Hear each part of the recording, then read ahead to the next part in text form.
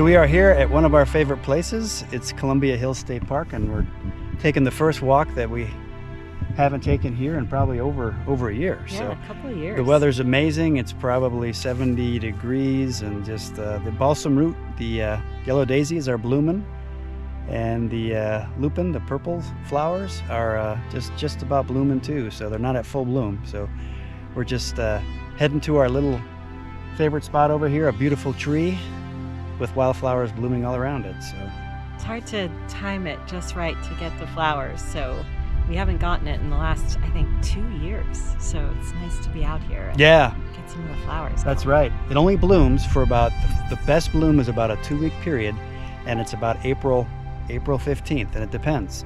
Some years it doesn't bloom much. Sometimes it's 2 weeks earlier, or sometimes it's 2 weeks later. So we're gonna walk to our favorite trail.